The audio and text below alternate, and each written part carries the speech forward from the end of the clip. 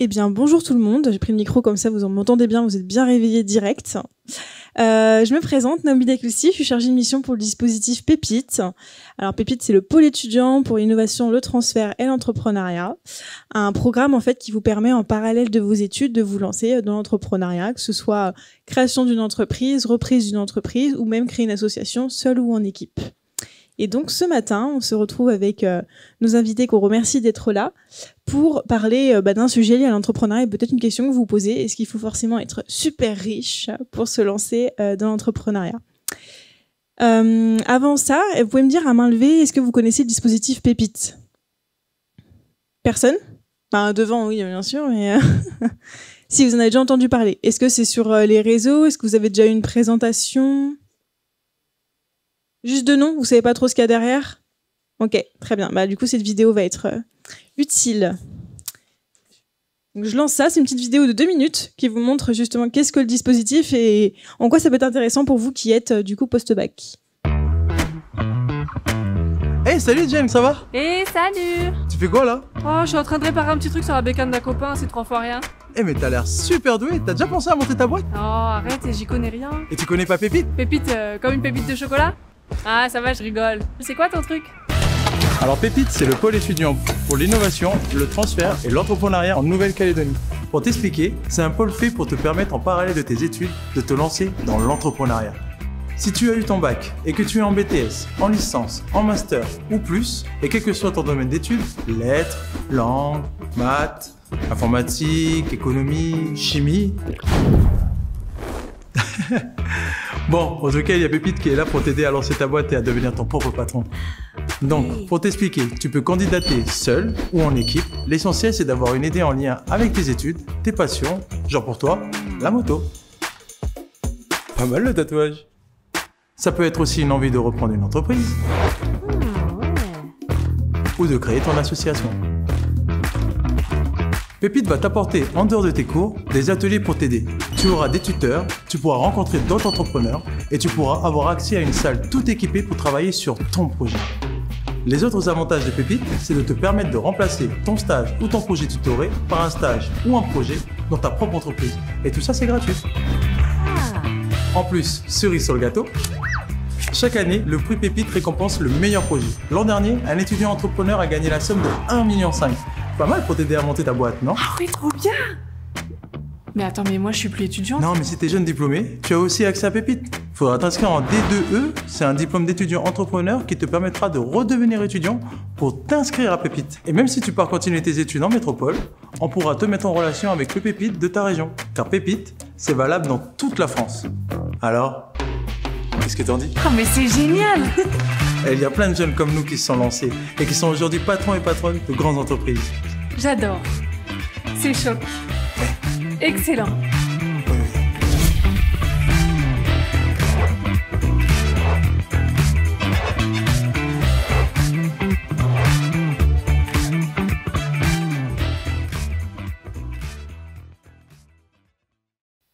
Voilà, vous l'aurez compris, du coup, c'est vraiment un dispositif qui est fait pour vous, qui est gratuit tant que vous êtes étudiant.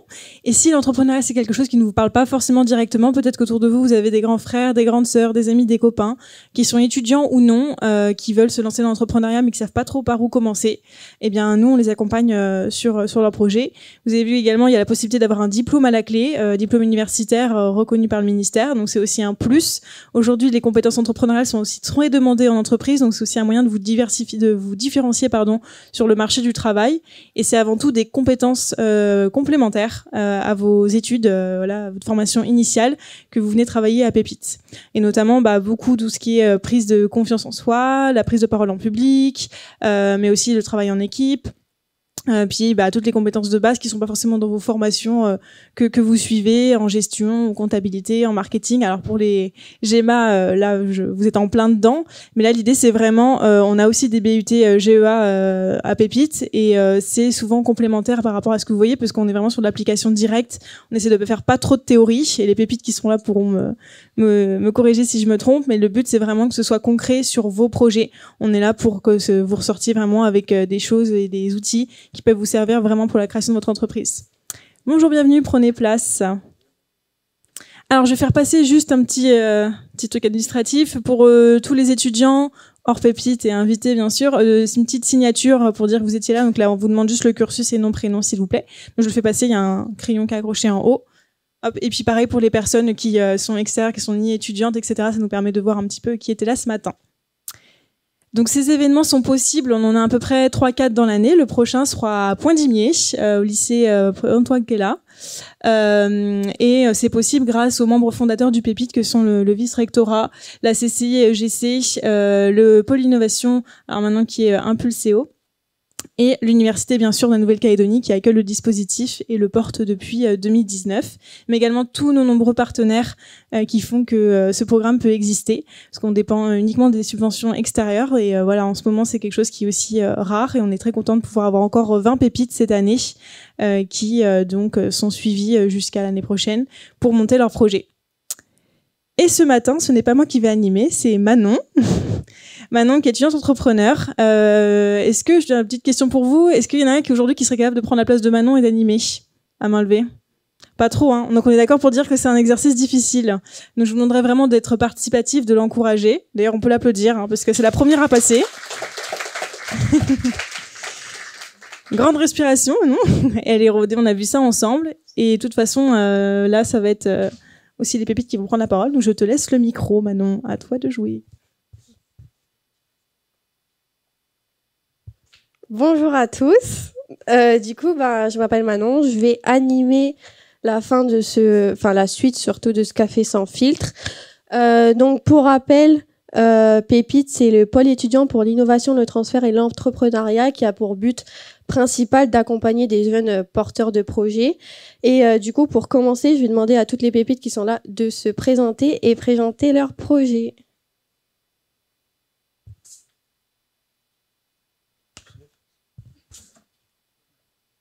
Bonjour, moi c'est Henrik. Je suis en deuxième année de master management et administration des entreprises à l'IAE.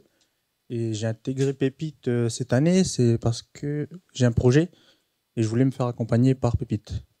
Et donc mon projet consisterait en l'installation de filtres en acier dans les avaloirs trottoirs pour piéger les déchets avant qu'ils n'atteignent les océans par le réseau d'eau pluviale. Merci.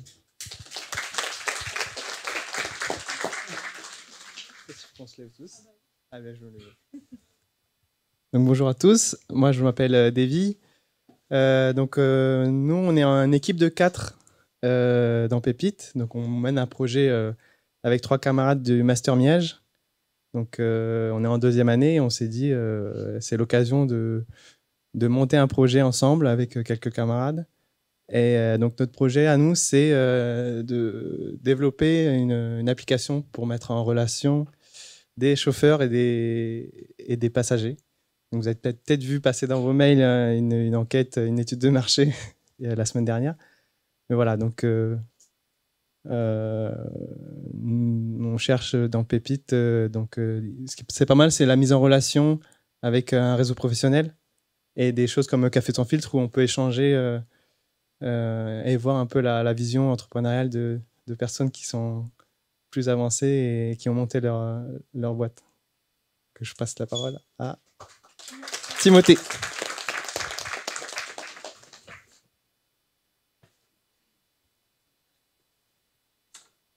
Donc bonjour tout le monde, je m'appelle Timothée, je suis étudiant en 3e année de licence informatique et mon projet avec mon binôme qui n'est pas là, c'est de monter une application qui servirait à centraliser toutes les cartes de fidélité sur vos cartes de fidélité sur une seule application et mettre en relation aussi avec des offres de réduction des commerçants directement via une application.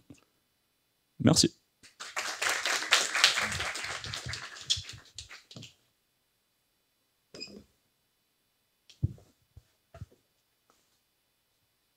Bonjour à tous, moi c'est Zaki, je suis en première année de licence informatique. Et mon projet, c'est de la revente de mobilier d'occasion que je rachète aux particuliers, que je revends après à d'autres particuliers. Voilà, merci beaucoup.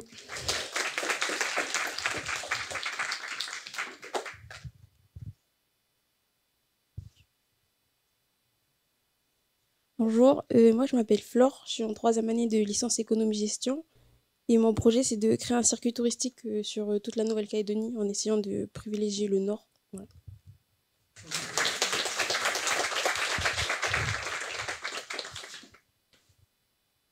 Merci.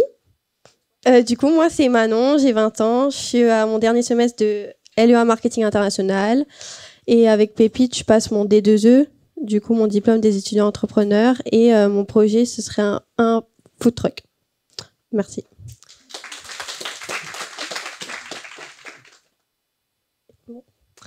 Et maintenant, je vais demander aux intervenants de se présenter et si vous pouvez donner aussi votre avis sur le sujet du jour qui est entreprendre avec peu de moyens, mythe ou réalité. Vous pouvez venir vous asseoir devant.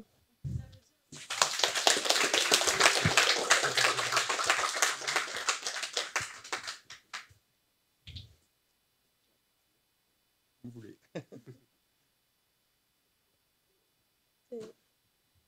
Intervenant.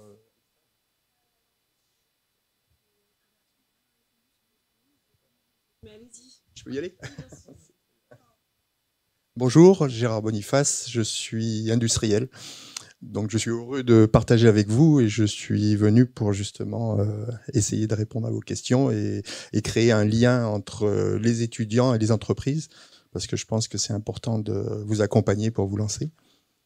Au niveau de la présentation, je pense qu'elle a été très bien faite. Le petit sujet de communication sur la personne qui veut se lancer éventuellement dans le garage. Donc c'est un très bon exemple et il y a énormément de possibilités. J'aurais peut-être un frein sur le côté financier, c'est-à-dire qu'il ne faut pas se mettre le problème en premier au niveau finance. Je pense qu'il faut laisser les problèmes venir au fur et à mesure. Voilà. Merci. Bonjour tout le monde. Donc moi je m'appelle Mathieu. J'ai créé une entreprise de petits travaux en Australie. J'ai commencé donc avec très peu de moyens puisque je me suis lancé avec un petit kit d'outils à 700$ et une voiture comme on peut tout savoir. Et ça fonctionne suffisamment pour maintenant avoir 3 salariés et être capable de gérer des petits travaux à distance en étant ici et que ça tourne quand même. Donc si j'ai un petit conseil, c'est effectivement de ne pas trop regarder où peuvent être les problèmes, mais juste de se lancer en fait. Après, ça vient tout seul. Le côté financier, bon, c'est du vent, hein, franchement. Bon, sauf si vous avez un projet à vouloir construire des voitures électriques comme Tonton Musk, allez-y, quoi, franchement, il n'y a pas de problème. Le conseil que j'aurais vraiment à vous donner, ce serait, c'est bien de travailler, c'est mieux de faire de l'argent, c'est encore mieux de ne pas se faire dépouiller derrière. Quand je dis dépouiller, c'est pas au sens large, hein, mais le but du jeu d'avoir une entreprise, pour moi, c'est d'éviter d'avoir toutes les charges salariales et justement de pouvoir voir qu'est-ce qui peut être déduit, qu'est-ce qui peut rapporter de l'argent et arrêter de dépenser de l'argent et plutôt investir son argent. C'est vraiment le conseil que je peux vous donner. C'est peut-être pas celui à prendre en compte dans un premier temps pour lancer une entreprise, mais c'est celui à garder en tête. Et après, je pense qu'il y a vraiment, sauf pour peut-être les industriels, mais 3 types d'entreprises. Il y a les entreprises pour lesquelles qu'on veut fonder pour devenir son propre patron et plus avoir affaire à un patron, si je peux dire. Après, il y a les entreprises qui vont être dans le but d'être vendues. Et il y a les entreprises qui vont être dans le but de grandement évoluer. Moi, mon projet, c'est de pouvoir créer le Uber de la construction. Donc, en fait, de pouvoir mettre en relation les professionnels et les particuliers ou autres professionnels. Donc, ça permet en fait d'avoir en fait 2 clients face à l'entreprise, d'avoir en fait tout le marché en tant que client au lieu d'avoir juste les clients. Donc, je pense que c'est une entreprise qui se catégorise dans la 3e partie, c'est-à-dire dans le projet de grandement évoluer, même si après ça peut être vendu. Et dans ce principe-là, quand on monte une entreprise, je pense qu'il est intéressant de garder en tête qu'est-ce qu'on va en faire de cette entreprise. Est-ce qu'en fait, on veut simplement devenir, c'est pas salarié de son entreprise, c'est pas vrai, hein, Mais moi, on m'a toujours dit trouve ce que tu veux faire dans ta vie et tu travailleras plus jamais. Je suis pas du tout d'accord. J'ai trouvé ce que je veux faire dans la vie, enfin presque. Et en fait, je travaille tous les jours, hein. Donc, c'est super. On n'a plus trop l'impression de travailler. Mais après, on fait énormément d'heures. Et c'est la beauté de la chose, puisque bah, c'est là où on se rend compte que c'est super. Mais je pense qu'il y a une part des choses où bah, ouais, c'est intéressant de garder le work-life balance, comme on dit. Donc, de pouvoir avoir une vie privée et une vie professionnelle qui fasse en sorte qu'on puisse gagner de l'argent, faire sa vie et puis continuer à évoluer. Donc, à partir de là, si vous voulez, comment dire, si vous voulez, je pense, avoir une entreprise qui soit vraiment prospère, gardez en tête ce que vous voulez faire de votre entreprise. Est-ce que le but, c'est de faire votre vie avec et puis de continuer à la faire grandir et puis de travailler dedans, etc. Ou de vouloir la revendre. Et dans ce cas-là, je pense qu'il faut se baser l'objectif de dire, voilà, c'est ça que je veux faire avec cette entreprise. Donc, en fait, ça veut dire quoi? Ça veut dire que mes clients du business, c'est ça. Et ça veut dire qu'en fait, à la revente, ça va être ça. C'est ça le vrai client. Donc, c'est ça tous les efforts qu'il va falloir que je fasse pour pouvoir la revendre, pour que ça fasse un maximum d'optimisation pour le futur client. Donc voilà, moi c'est ça mon projet, c'est de pouvoir faire en fait une entreprise qui se permette d'avoir tout le marché en tant que client et éventuellement de pouvoir en revendre ou une partie ou la totalité. Voilà. Je peux rester. Bonjour. C'est très stressant de s'entendre.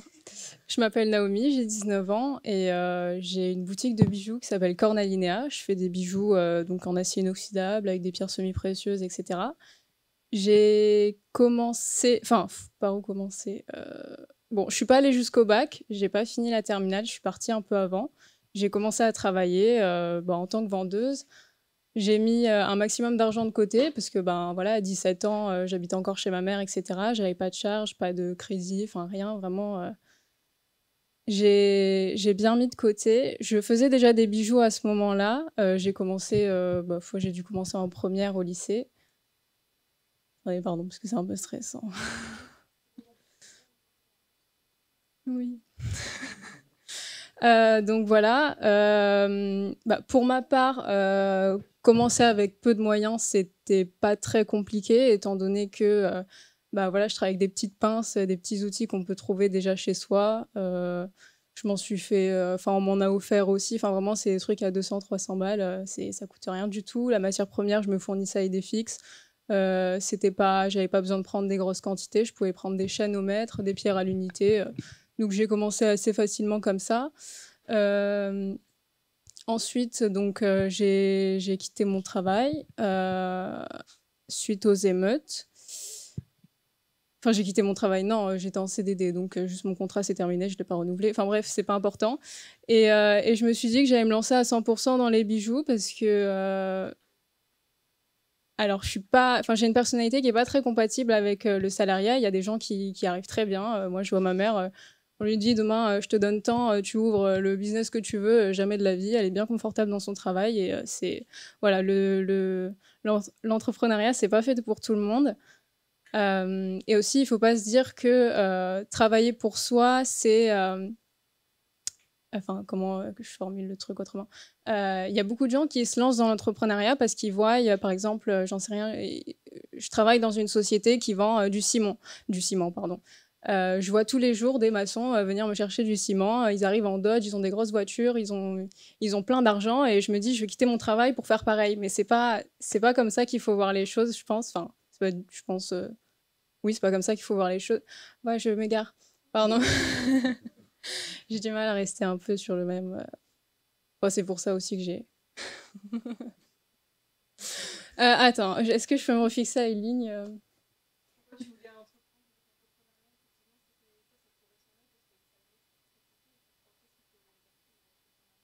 Parce que je peux faire ce que je veux. Alors, pas forcément sur les horaires de travail ou quoi, mais vraiment, j'ai pas... je suis la direction que j'ai envie de prendre. Si je veux que les choses soient faites comme ça, je les ferai comme ça parce que y a personne forcément au-dessus de moi pour me dire qu'il faut faire les choses de telle ou telle manière. Ça m'arrivait dans mon ancien travail qu'on me dise il faudrait mieux que tu fasses les choses comme ça marchera mieux comme ça. Alors que moi, j'étais persuadée que ça marcherait mieux autrement et du coup, juste, on s'entendait pas, mais en même temps, c'était pas mon entreprise. Je faisais pas ce que je voulais, donc bon, je me faisais un petit peu taper sur les doigts et ça me plaisait pas trop. Et donc voilà, enfin c'est pour ça. Donc et donc voilà, enfin bref. Ensuite, donc pour revenir à ce que je disais, j'ai quitté mon travail, j'ai commencé à faire les marchés. Donc moi, je suis inscrite à la CMA. J'ai reçu beaucoup d'aide entre guillemets, enfin beaucoup de conseils de la part des gens qui travaillent à la CMA, notamment Bertrand qui s'occupe de tout ce qui est les salons, les foires, etc. Il m'a Enfin voilà, je recevais les mails pour les salons, la foire du Pacifique, les choses comme ça. Enfin, c'est pas la CMA qui gère, mais enfin bref, on s'en fout.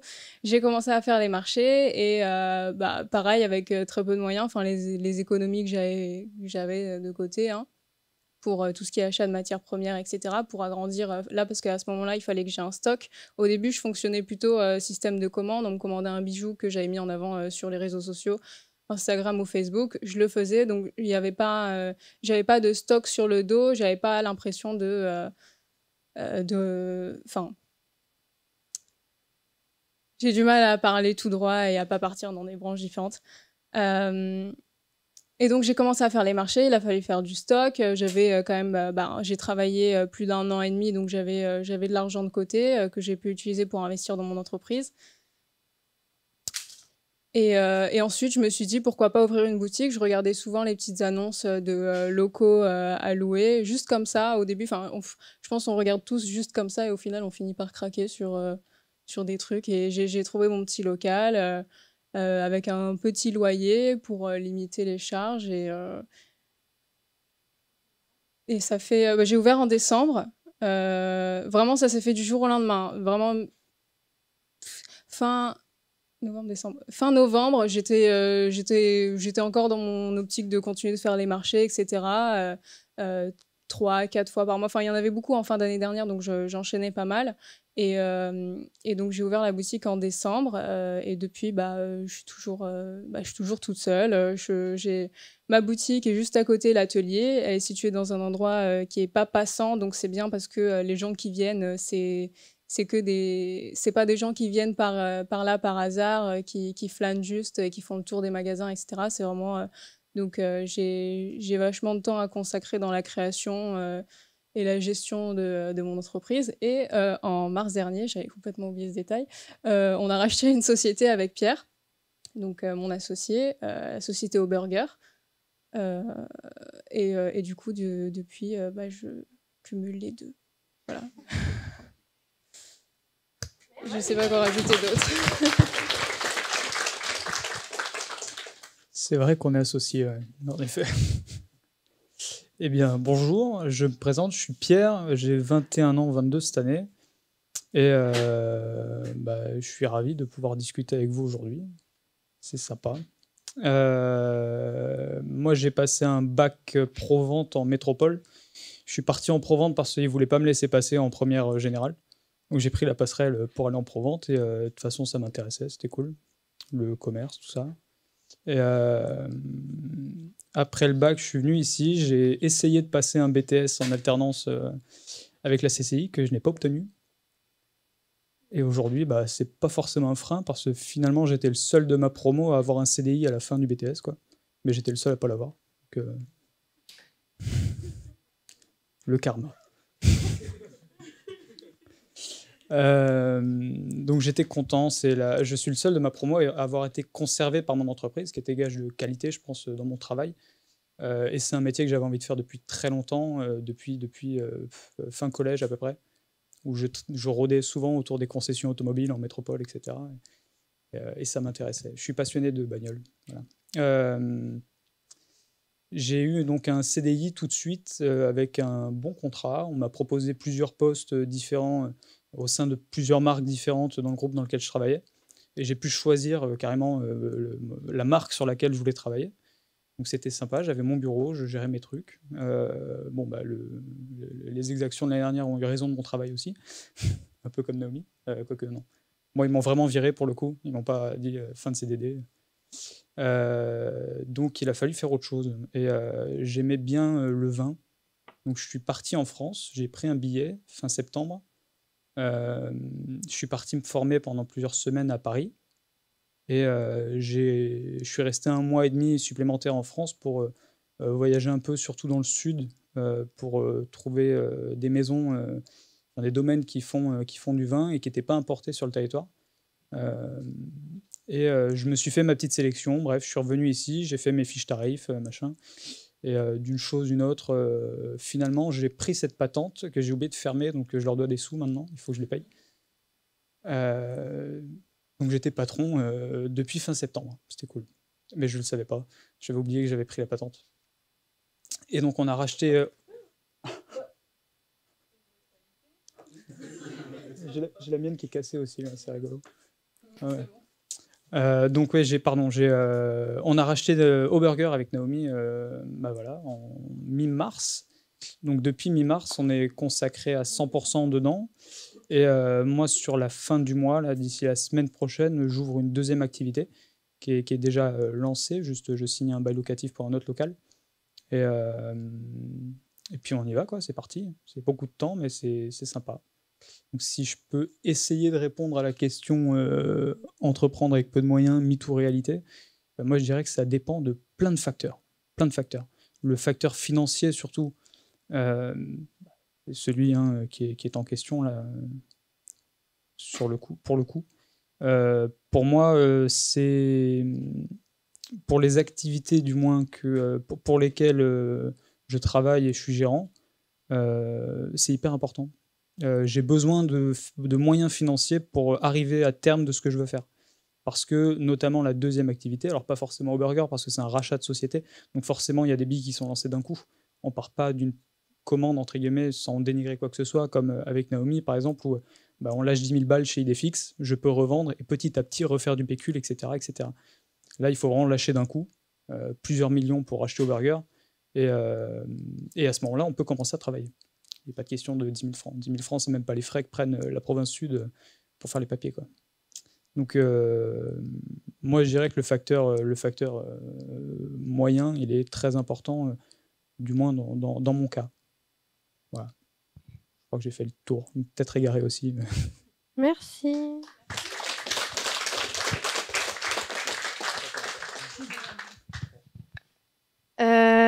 Du coup, est-ce que vous avez des questions pour commencer?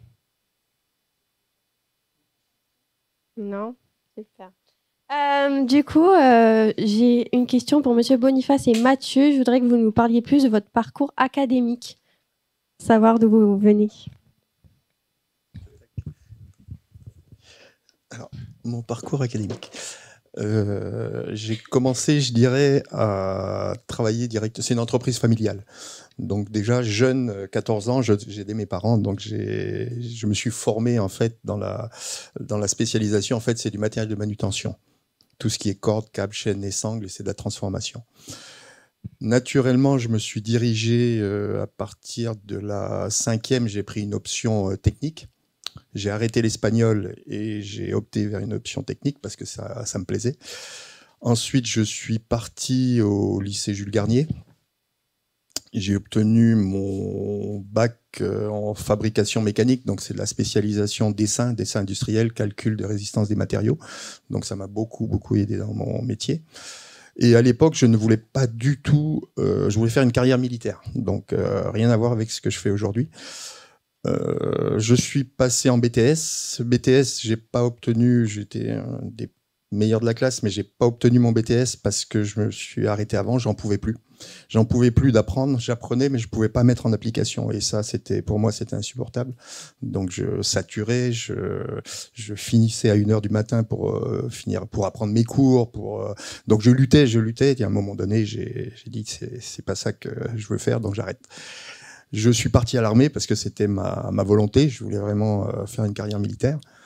En allant à l'armée, j'ai découvert ce qu'était l'armée et ça m'a pas plu. Donc je suis revenu en Calédonie. Ce qui est important dans ce que je dis, c'est qu'il faut y aller, il faut goûter, il faut essayer, il faut voir. On a une idée, il faut y aller, puis si ça marche pas, on apprend quelque chose et on n'a pas de déception. Et ça, pour moi, c'est le plus important. On a essayé, et voilà. Pas déçu. Ça m'a pas plu et j'essaye autre chose. Donc je suis revenu, mes parents avaient besoin de moi pour l'entreprise et donc depuis je suis resté dans l'entreprise. J'ai créé une deuxième entreprise qui est plus spécialisée dans le BTP. donc qui me permet de m'occuper de tous les bâtiments de la société. Donc vous voyez mon parcours assez classique, je dirais, hein, pas. Mais c'est surtout, si je peux vous, ce qui m'a beaucoup aidé, c'est la planification. C'est-à-dire que déjà de connaître mes priorités et de planifier, de vraiment accorder du temps à l'obtention, au fait d'atteindre mes objectifs en fait. Et ça c'est important. Après, deux choses très importantes, c'est la connaissance. La connaissance, aujourd'hui, on a des moyens de communication qui sont énormes sur YouTube. Vous pouvez acquérir énormément de compétences. Le fait d'être employé permet aussi, ou associé permet aussi de se confronter à la mise en pratique de ces compétences et de les améliorer en échangeant avec d'autres personnes, parce que qui ont d'autres compétences, et les associations, le fait de s'entraider. J'y crois beaucoup aussi de trouver un associé parce que ça nous permet de mieux se planifier le fonctionnement, ses vacances, parce qu'on peut se reposer sur quelqu'un. On se retrouve souvent très seul en entreprise. C'est pour ça que je suis rentré dans différentes fédérations patronales. Et là, on arrive à la communication. C'est-à-dire que ça m'a permis de créer un réseau d'autres entrepreneurs pour avoir des opportunités de business, pour pouvoir s'entraider, pour créer des liens de clients-fournisseurs. Donc, pour moi, la communication et le partage, et ce que je fais aujourd'hui avec vous, est très important parce que on a tous besoin les uns des autres, et la première des choses à faire, c'est de se connaître. Et voilà. Et on arrive à mieux affronter chaque problème. Je ne sais pas si j'ai répondu à... Oui, merci. Merci. Oui.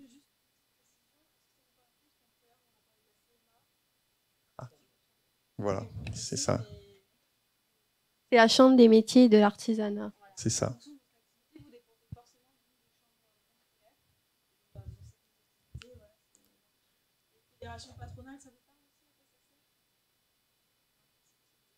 Oui, on a.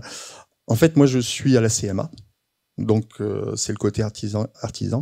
Je suis à la Fédération des industries. Donc la Fédération des industries, elle est devenue Fédération des entreprises et des industries de la Nouvelle-Calédonie. Donc elle regroupe tous les gens qui produisent. À la CMA, ce sont souvent des gens qui produisent à une échelle plus petite. Le côté industriel devient un peu plus gros. Donc à la base, un industriel, c'est souvent un artisan. Après, vous avez la CPME, donc qui regroupe toutes les petites et moyennes entreprises. Vous avez le MEDEF, qui regroupe en général des plus grosses structures. Donc en fonction de vos besoins, des fois, vous avez des problématiques de ressources humaines, de particulières industries, particuliers artisans.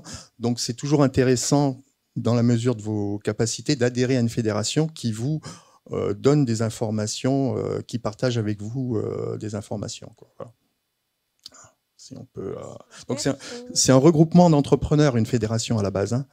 C'est vraiment des entrepreneurs qui se sont mutualisés pour justement apporter des solutions aux problèmes, remonter les problèmes au gouvernement pour justement que les prises de décision soient les meilleures pour toutes les entreprises du territoire.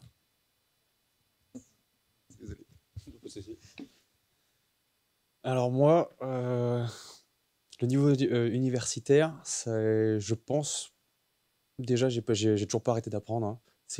On s'arrête pas, c'est continu. J'ai commencé avec un bac en génie civil en métropole. Après, j'ai fait un BTS en bâtiment. J'ai tenté une licence en conduite de travaux. Et puis j'ai arrêté. Ça me plaisait pas du tout. Je suis parti en Australie pendant 5 ans. En fait, on m'a dit, toutes mes études, on m'a dit oui. Tu pourras être manager, tu pourras diriger des gars, tu pourras savoir faire. Bon, quand on sort des études, qu'on a 20 ans et qu'on arrive pour mon cas, sur chantier, et que la moyenne d'âge, c'est 45 ans, et qu'on me dit, tu peux manager ces gens-là, ouais, elle est belle l'histoire. On sort aussi des beaux salaires. Bon, après ça, je sais pas pour ici. En France, c'est pas vrai. Enfin, en métropole, pardon.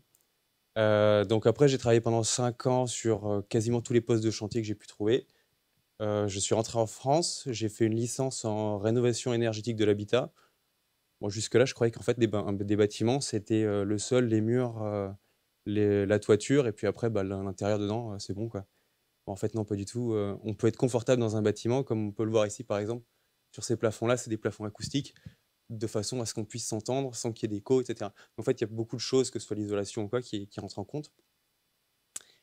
Et pendant ce temps-là, en fait, je faisais conducteur de travaux pour une entreprise de pétrolier.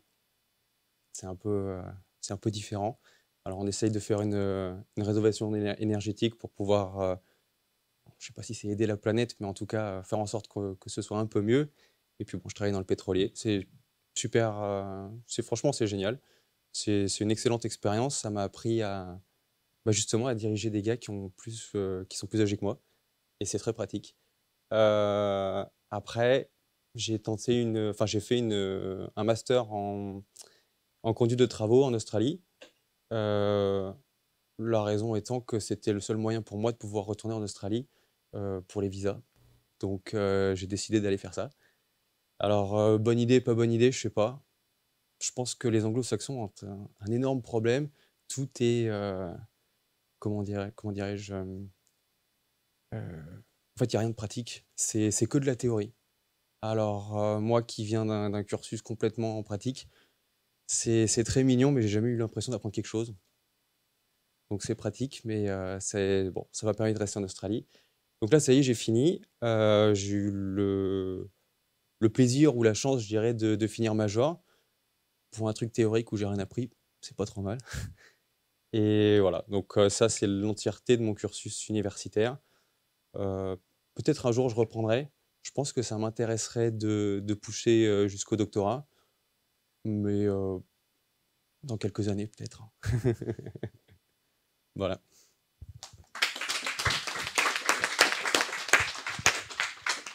Des questions? Bon, faut pas avoir peur, hein, franchement.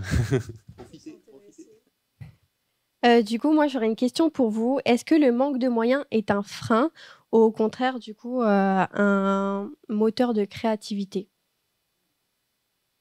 Et quand on parle de moyens, on peut aussi parler de moyens financiers, mais aussi humains, matériels.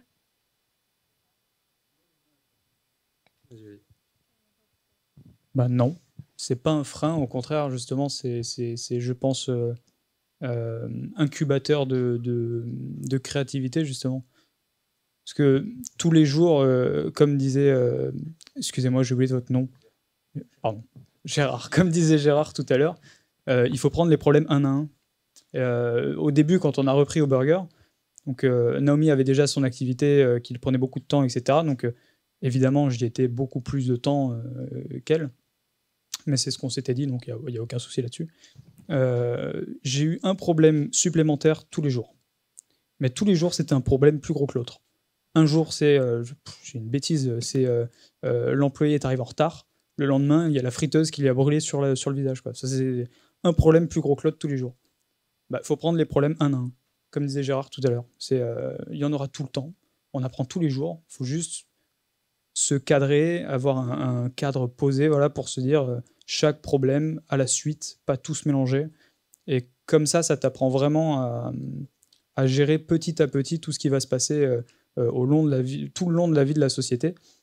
Dont, par exemple, si demain j'ai un problème de une bêtise, j'ai pas de bêtises en tête, même pas, j'ai pas d'idée, j'ai pas de bêtises, mais si j'ai besoin de quelque chose que je n'ai pas les moyens d'avoir, ben justement, je vais essayer de contourner le problème. Donc, je vais réfléchir à ça. Mais si j'ai géré mon temps correctement avec les problèmes que j'ai eus au passé, je les ai déjà réglés, j'ai le temps de me pencher sur cet aspect contournement de problèmes. Et ça t'oblige à être créatif, forcément. De pouvoir, par exemple, la friteuse, quand elle avait cramé, ben, j'ai appelé le père de Naomi, il est venu, il l'a récupérée, il l'a réparée. Entre-temps, je suis parti en acheter une autre. Et aujourd'hui, j'ai 2 friteuses. Je suis très content.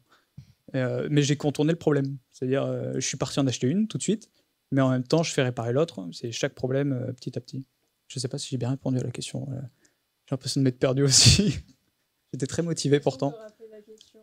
Est-ce que le manque de moyens est un frein, au contraire, un moteur de créativité? Bah, je crois que j'ai répondu, c'est bon. Oui. Il me semble. Hein. Alors moi, la créativité... Pardon, je crie dans vos oreilles. C'est pas un problème pour moi. J'ai toujours... après, du coup, c'est ma personnalité, ou peut-être mon éducation qui vaut ça, mais depuis petite, quand je rencontre un problème, j'ai jamais vraiment... Alors, on s'entend sur la gravité du problème, mais j'ai jamais vraiment eu besoin d'aide. Et je pense que enfin, tant mieux pour moi, hein, c'est une bonne chose. J'ai toujours plus ou moins appris seule. Je suis assez autodidacte sur pas mal de choses. Par exemple, les bijoux, j'ai jamais regardé de tuto. Enfin, je veux dire, quand je vois un bijou, je vois à peu près comment il est fait et c'est pas très compliqué. Enfin voilà, je vois une chaîne, je vois des anneaux, un fermoir. Comment on connecte le fermoir à la chaîne? Ben, on met un anneau. Enfin, ça me paraît assez logique. Et du coup, j'ai pas ce recul-là de. C'est vrai que des fois, Pierre me pose des questions pour au burger. Enfin voilà, au début, quand enfin, on est toujours au début, mais bref, on parle de choses qui pour moi me paraissent juste logiques. Genre, bah voilà, il s'est passé ça. Qu'est-ce qu'on fait? Enfin, pour moi, la question se pose pas.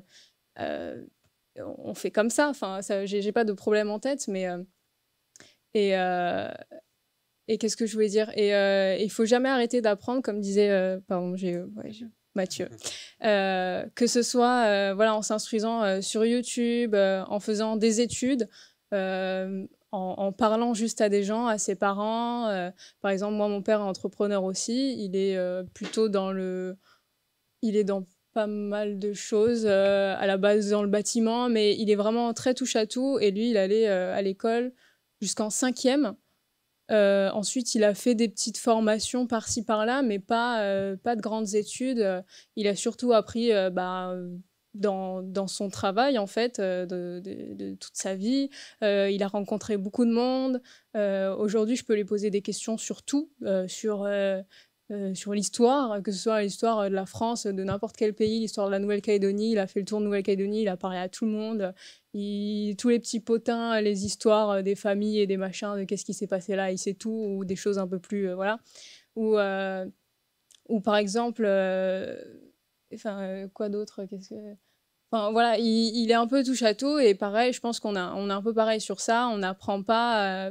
Enfin, de toute façon, on n'apprend pas tous de la même manière. Moi, j'apprends toute seule. J'ai besoin de. Quand j'ai envie d'apprendre à faire quelque chose, j'ai pas d'exemple en tête, mais demain, c'est de la. Enfin, moi, je suis très manuelle déjà, donc je vais pas apprendre à. Enfin, j'apprends pas pour juste savoir, j'apprends pour construire quelque chose, par exemple, genre de la poterie ou je sais pas quoi. Je vais pas regarder des tutos poterie. Ok, je vais m'acheter un espèce de socle tournant, je vais m'acheter de la terre et je vais commencer à faire des formes. Si j'ai besoin de plus de détails, là, je vais aller regarder vraiment des choses très spécifiques. Je fais pas de poterie, donc j'ai vraiment pas d'idée en tête. Mais enfin, voilà, quand il y a vraiment quelque chose qui me bloque, je vais aller regarder, mais je regarde déjà comment je peux faire moi-même avec ce que je sais, ce que je pense savoir faire. Et après, la suite, on verra, quoi. Et du coup, c'était la question. Voilà. Mais je pense que c'est pour tout le monde pareil, enfin pour tout le monde la même chose. Il faut savoir se débrouiller soi-même et pas tout le temps demander de la. Alors c'est bien de savoir demander de l'aide, hein. Moi c'est un gros problème. Je pense que je demande pas d'aide. Je vais à tout prix faire toute seule et je vois plutôt ça comme un échec d'aller demander de l'aide. Mais je sais que c'est pas du tout le cas, hein. C'est important de se faire aider par n'importe qui, des amis, de la famille ou des gens dans par exemple. Voilà. Enfin, je crois que ça va, on a compris ce que j'ai dit. Ok. Et voilà. Je veux bien rajouter quelque chose. Je pense que être entrepreneur... Enfin, non, pardon, je vais recommencer. En fait, est-ce que le manque de moyens est un frein? Je pense qu'il faut comprendre quelque chose. Déjà, quels sont les moyens qui manquent et quel est le frein? Est-ce que le frein, c'est on s'arrête, c'est la fin du projet, c'est la fin de l'histoire, on passe à autre chose, ou est-ce que ça la ralentit? Donc en fait, je pense que cet état d'esprit, c'est vraiment ça que d'être entrepreneur, c'est de pouvoir regarder quelque chose, et comme disait Gérard, c'est vraiment le planning, c'est-à-dire on voit ce qu'on veut faire, on se met des objectifs, et forcément, oui, on va jamais réussir à monter une industrie ou quelque chose instantanément. Donc en fait, ça va se développer en plusieurs étapes. Et la première étape, celle qui est atteignable là tout de suite, ou dans un délai qui est déterminé, c'est de pouvoir se dire, voilà, maintenant, c'est ça mon objectif. Et en fait, ça va être tout ça mes objectifs pour y atteindre. Donc en fait, le frein, c'est quel que soit le moyen, que ce soit humain, matériel, financier, le délai, les visas, pour moi, par exemple, ça a été un énorme frein.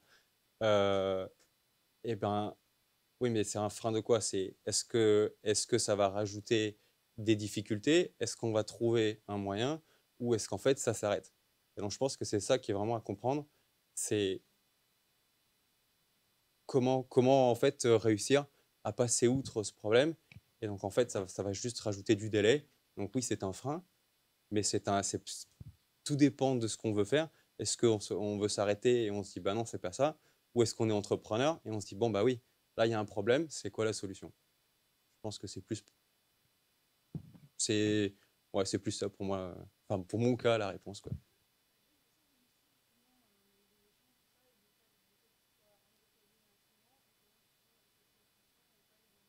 Ouais, ouais. Alors, bon, j'imagine que vous comprenez tous que la construction, gérée à distance, je sais pas si c'est une première, mais pour moi, c'est pas facile, hein.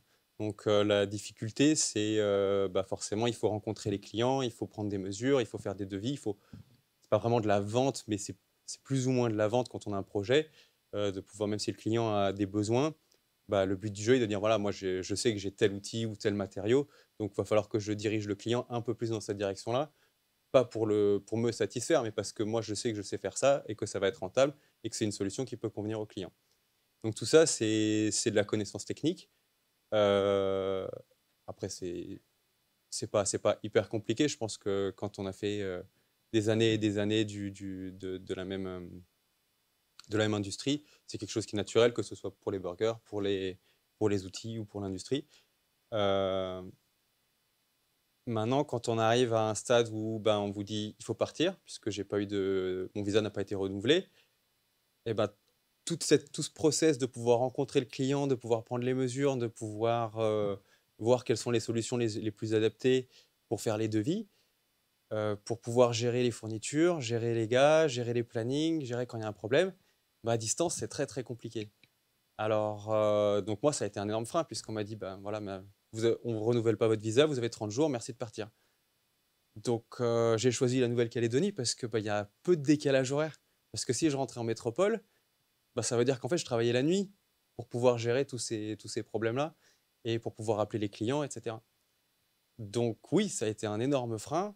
Après, bah, voilà, pour moi, le stop, ça aurait sûrement été de rentrer en France, en métropole, pardon, et oui, de travailler de nuit, d'avoir des appels, 10 appels pendant toute la nuit. Non, c'est pas possible. Donc la solution, pour moi, qui a été plus un ralentissement, c'est effectivement de gérer tout ça de Nouvelle-Calédonie plutôt que de partir ailleurs. Alors c'est bien, ça m'a appris beaucoup de choses. J'ai appris qu'en fait, je pouvais faire des devis qui marchent, qui se vendent sur photo, ou presque. Non, alors la vérité, c'est que j'ai des salariés qui sont très doués et qui sont vraiment très compétents et en qui j'ai de confiance. Et ça, la confiance et la compétence des salariés, ah ouais, ça vaut tout l'or du monde, hein. D'ailleurs, juste avant de partir, il y avait la confiance d'un des salariés qui était plus trop là. Bah, j'ai dû le licencier juste avant de partir. Alors ça m'aide pas puisque forcément, bah, moi, j'ai une entreprise où plus j'ai de salariés, plus j'ai des collaborateurs sur la route, plus je gagne de l'argent. Donc forcément, on enlève un salarié, on enlève du revenu, on enlève du potentiel. Donc c'est des freins. Après, comme je dis, bah, c'est juste un mindset, c'est une philosophie. Est-ce que c'est juste un ralentissement ou est-ce que c'est la fin de l'histoire? Je pense que c'est comme ça que je vois les choses. Merci.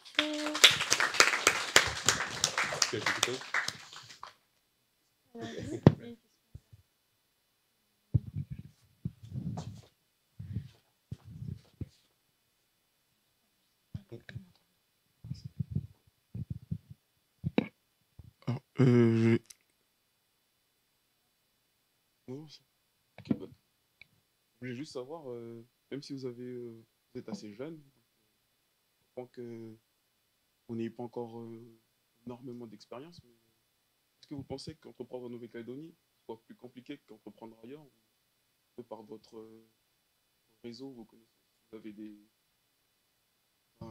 pistes sur ça, pour savoir si c'est plus compliqué d'entreprendre ici ou pas, au contraire plus simple? Merci c'est que... Bon, comme vous voulez. Vas-y. Bon. Bon, alors moi, j'ai pas trop d'expérience sur la Nouvelle-Calédonie. Le seul tuyau que je peux te conseiller, c'est, en fait, quand tu veux lancer quelque chose, il est très important de regarder. Tu peux être super doué dans ce que tu fais. Génial. Maintenant, si admettons, je sais pas moi, t'es un super mécano, mais tu vas sur une île où il n'y a pas de voiture. C'est dommage pour toi. Donc je pense qu'il est très intéressant de regarder, on a tous en tête les mots, faut faire une étude de marché. Alors oui, réellement ça veut dire quoi? Ça veut dire, en fait, est-ce que ton idée ou ton entreprise a un potentiel de vraiment marcher là où c'est? Est-ce que tu as des clients? Quelle est ta concurrence? Et dans ce cas-là, quel est le moyen de s'insérer? Alors pour la Nouvelle-Calédonie, je laisserai répondre les autres. Moi, tout ce que je veux dire, c'est que pour l'Australie, par exemple, c'est l'Eldorado. Il y a énormément d'argent et la concurrence, dès qu'on est manuel ou en fait dès qu'on en veut, il n'y a pas de problème. Alors je ne veux pas me permettre d'influencer qui que ce soit, hein, mais regardez toujours quel est le marché que vous voulez, dans lequel vous voulez vous insérer. Je pense que c'est ça la clé. Après, pour une Nouvelle-Calédonie. J'ai une contre-question, c'est-à-dire, genre, entreprendre facilement, est-ce que les démarches sont simples ou est-ce que ça marche bien?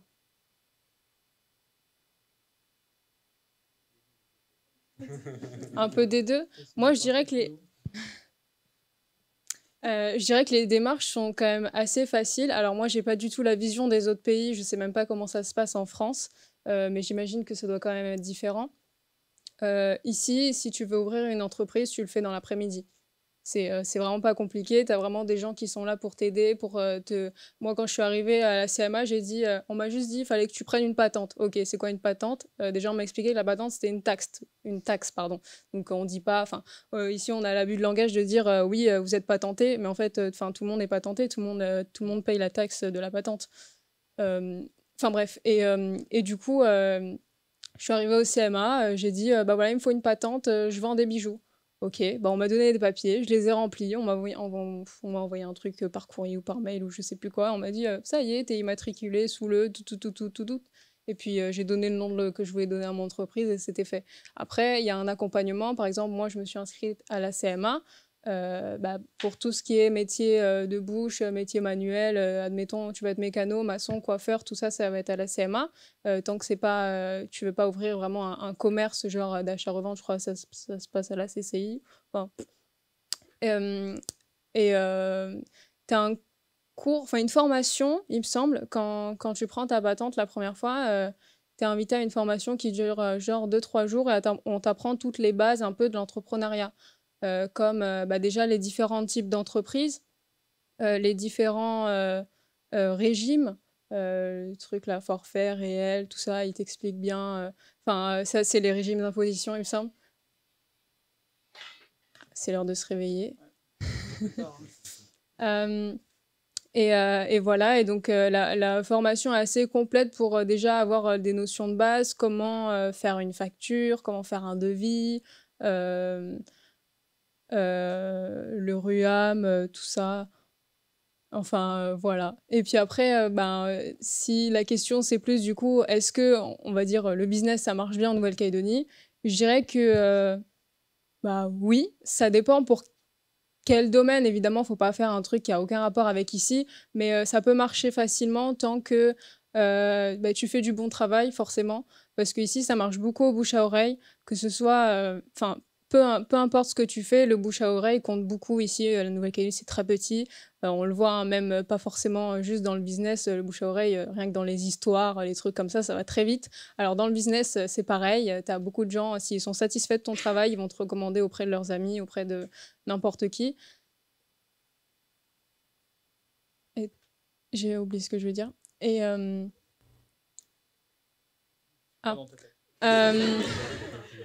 Et voilà, et après, aujourd'hui, il faut forcément beaucoup de communication, il faut être à l'aise avec les réseaux sociaux, ou alors sous-traiter, prendre une agence de com, ou peu importe, quelqu'un qui te fera tes réseaux sociaux pour te mettre en avant. Et voilà, si tu fais du bon travail et que tu communiques bien, normalement, c'est censé bien se passer, et surtout si le marché dans lequel tu es, il n'est pas saturé, genre, admettons... bon, j'ai pas trop d'exemples en tête, mais si tu ouvrais une pizzeria, rien que sur la route de Lansvata, j'ai vu je sais pas combien de pizzerias ouvrir en quelques années. Je sais pas si ça marche. Ah ouais, bah ouais, mais c'est beaucoup hein, pour une petite route. Mais voilà. Il faut savoir se démarquer si tu fais quelque chose qui est déjà beaucoup vu ici. Et sinon, si tu fais quelque chose d'unique et que ça plaît, bah voilà, tant mieux, hein, c'est nickel. Voilà. T'avais un truc à... Ouais, je crois que ouais.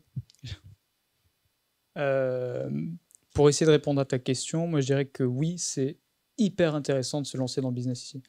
Incroyablement. En France, tous les marchés sont surmenés, quoi. T'en as partout des sociétés, partout, et ils proposent tous la même chose. C'est pour ça que tu as plein d'offres aujourd'hui qui se lancent, notamment sur le digital, qui n'est pas encore à 300% OK ici, tu vois. Tu vas en Australie, alors je ne suis jamais allé, mais c'est le retour que j'ai eu. Tu vas en Australie, tous les menus, quand tu vas dans un restaurant, tu les as par QR code. Les QR codes sont directement sur la table, apparemment. Ici, tu essaies de le faire, c'est impossible. Parce que les gens ne sont pas encore assez digitaux. Nous, on a notre âge, etc., donc ça se fait beaucoup plus, et ça va tendre à ça. Mais tes parents, ils sont pas comme les parents du même âge, tu vois, en Australie. Ils sont pas autant dans le digital. Et en France, on en est à ce stade-là, tu vois. Donc, ce que je pense, moi, alors c'est peut-être un peu péjoratif, c'est qu'on a encore entre 10 et 15 ans de retard sur la métropole, qui elle-même a entre 10 et 15 ans de retard sur les États-Unis. Donc si tu arrives à te projeter un peu en métropole, à te projeter un petit peu aux États-Unis, je suis certain que tu peux lancer des choses qui sont ultra novatrices sur le territoire. C'est ça qui m'intéresse moi aujourd'hui, tu vois, sur la deuxième activité. C'est que c'est une activité qui n'a jamais été vue ici et très très peu vue sur le Pacifique, complètement. Sur l'Océanie, quoi. On parle d'un continent. c'est immense. C'est là que moi ça m'intéresse. Pour faire le pitch, j'en parlerai pas beaucoup parce que c'est relativement secret, entre guillemets, comme c'est pas un secret d'État non plus, mais bon. C'est une activité à tendance immobilière, c'est de la location de places de parking avec un service de prestation qui va derrière. J'ai contacté des mecs qui ont lancé ça en métropole il y a 7 ans de ça. En 7 ans, tous les ans, ils ont eu des rapports à 3000% d'expansion. C'est immense. En 7 ans, ils sont devenus numéro 1 en Europe. Je les ai eus au téléphone l'année dernière. Les deux associés qui ont créé la société. Je les ai eu au téléphone l'année dernière et je leur ai demandé des fonds, parce que justement j'avais ce problème financier. Je leur ai demandé des fonds pour ouvrir la même chose ici, avec leur nom, etc., leur proposer la franchise. Ils ont refusé. Ils m'ont dit non, mais on est en train de s'attaquer au marché américain. Ils ont fait l'Europe, ils sont OK. Mec, c'est Jules César, ils ont posé le drapeau, pam, ils partent dans un autre continent et ils vont refaire la même chose. Donc aujourd'hui, ils s'attaquent au marché américain, mais ils m'ont dit, si dans 5, 10, 15 ans, tu as créé quelque chose d'assez complet sur le Pacifique, nous on vient, on t'envoie un chèque et puis c'est bon. On reprend tout, tu vois. Et là, je fais le lien avec ce que disait Mathieu tout à l'heure. Moi, c'est la vision que j'ai de cette société aujourd'hui, c'est de faire grossir la chose correctement, mais elle est destinée à la revente. Voilà. Alors, totalité des parts ou non, j'en sais rien. On verra plus tard, mais c'est destiné à la revente. Donc ça fait le lien. En plus, putain, c'est bien fait, t'as vu, j'ai fait une boucle. Donc, si je dois synthétiser, le marché calédonien, il est hyper intéressant si tu fais quelque chose de nouveau.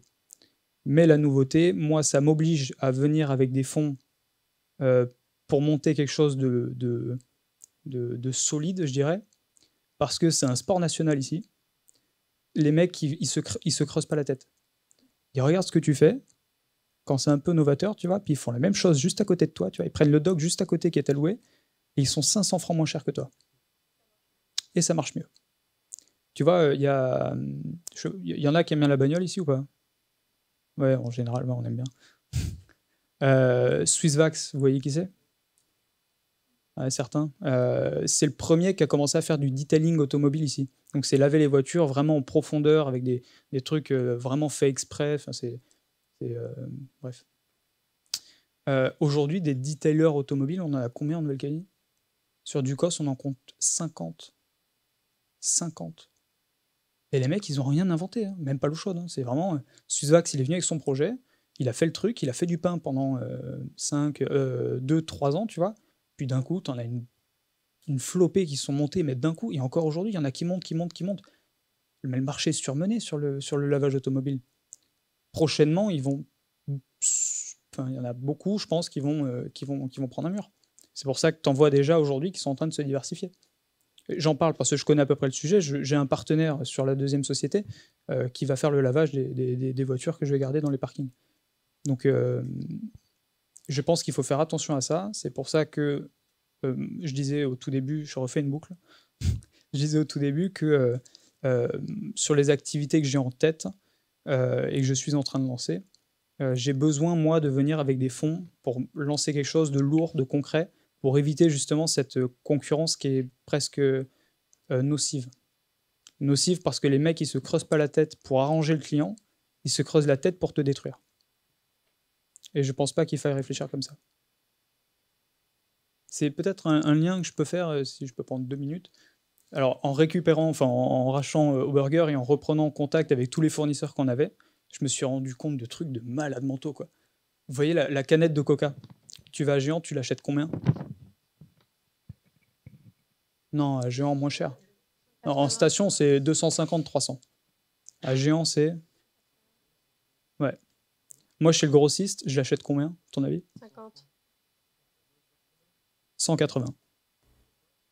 Et je passe par le mec qui fabrique les canettes. Quand tu l'as au téléphone, il te dit 180, tu dis il y a un problème quelque part, c'est pas possible. En promotion, j'allais chez Géant, je remplissais 5 caddies et je remplissais mon fourgon pour rentrer au restaurant et stocker mes coca. Et puis il t'appelle, il te dit ça fait longtemps que tu m'as pas passé commande. Ouais, mais il faut que tu te rendes compte de quelque chose. Je fais partie d'une association. On est parti manger à Bourraquet le week-end dernier. J'ai appelé Bourraquet en leur demandant voilà, on va arriver à tant de personnes, vous nous faites combien sur les boissons? Toutes les canettes, ils nous les ont faites à 164 francs. Et les mecs, ils se font livrer de Nouméa à Bourraquet. Donc en théorie, la canette, ils sont censés l'acheter plus cher que moi, qui suis sur la route de Lansvata, tu vois. Donc en fait, et c'est ça chez tout le monde, c'est ce que j'essaie de dire, c'est il y en a qui ont des monopoles et qui ne sont plus là pour arranger le consommateur. C'est si tu as le dos tourné trop longtemps, tu es sûr qu'il va t'arriver un problème.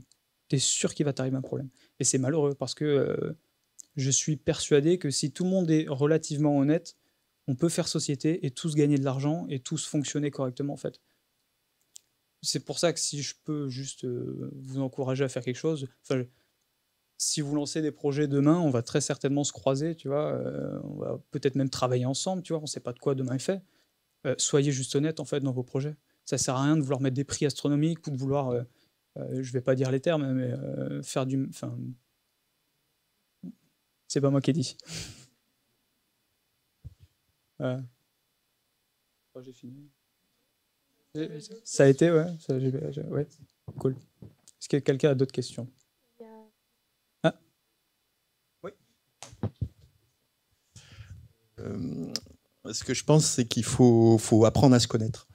Apprendre à connaître son rythme, parce qu'on peut, pour revenir à la question initiale, on peut travailler de partout, il n'y a aucun souci. Hein, j'ai adoré l'exemple de la passion des voitures, parce qu'à partir du moment où on est passionné de voitures, on ne se pose plus de questions. On va là où sont les voitures. Et en plus, le fait de tourner autour des concessions, on se fait repérer. À un moment donné, on pose des questions, on a des contacts, on connaît les personnes, et puis le concessionnaire, il a dit, mais... qu'est-ce que tu as comme diplôme vu sa passion? Oui, c'est quelqu'un d'intéressant pour moi parce que sa passion, il va la transmettre au client, donc ça va tourner. Et le rythme est important parce que si vous allez en métropole, je connais des gens qui sont allés dans une société de communication, ça rigole pas. Et c'est pas de dire je pars à 17h, je pars à 18h. Non, il y a du boulot, tu restes. Tu perds ton client et tu te fais virer le lendemain. Ça rigole pas. Donc c'est pas en fonction de son métier. Et de son rythme personnel, de ses objectifs, il faut déjà se connaître, savoir ce qu'on aime. Si on est passionné, des fois ça aide. Si on veut être, je sais pas, le gars qui adore la pêche, il veut un rythme tranquille, il va pêcher, il ramène sa pêche, il la vend et ça lui suffit. Si je suis passionné de voitures, je vais aller dans des pays où elles sont fabriquées, où il y en a beaucoup en Calédonie d'ailleurs. Mais il faut qu'il y ait la clientèle. Donc tout ça, c'est une connaissance de soi, une connaissance du marché, et après on arrive à articuler un petit peu. Mais je vous encourage à tester, aller voir ailleurs, comparer. Voilà, il y a des opportunités de partout. Il faut savoir les voir. Ou en métropole, là où le marché est peut-être, il y a plus de concurrence, il y a des places, il y a de quoi faire, mais il faut être meilleur.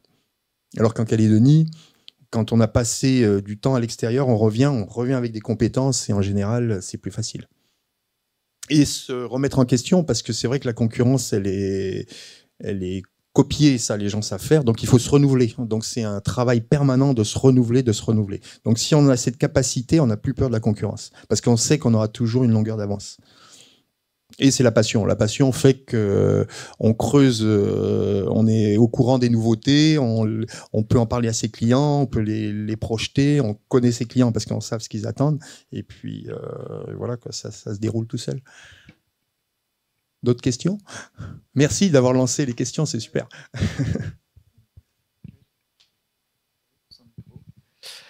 Moi, j'avais une question pour donc Pierre et Naomi sur Auburger, parce que là, on parlait d'entreprendre en partant de zéro, donc monter son business de A à Z. Mais si j'ai bien compris, du coup, Auburger, ça concerne plus le rachat d'une boîte qui existait déjà. Comment concrètement ça se passe est-ce qu'on peut partir sans moyens et comment ça s'est passé dans votre cas? Et peut-être en profiter pour expliquer comment vous êtes devenu associé. Enfin, je ne sais pas s'il y a une histoire derrière. Dans le sens où... Non, mais comment on devient associé? Comment on trouve des associés? Est-ce que vous vous connaissez avant? Voilà. Parce que je pose la question parce que nous, on a un projet en groupe. On se connaissait déjà avant. Donc, je voulais avoir votre avis là-dessus aussi. Comment on s'associe dans le monde de l'entrepreneuriat. Voilà.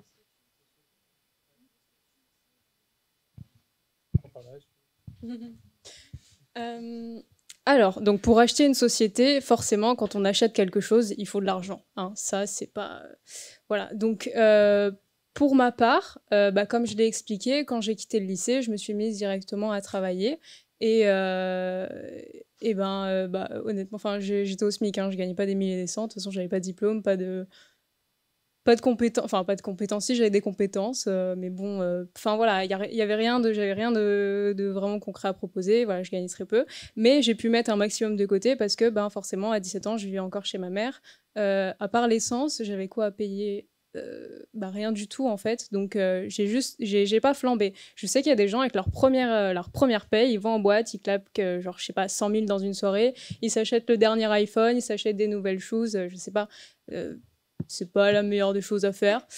Moi je vois vraiment bon, je me suis égarée un peu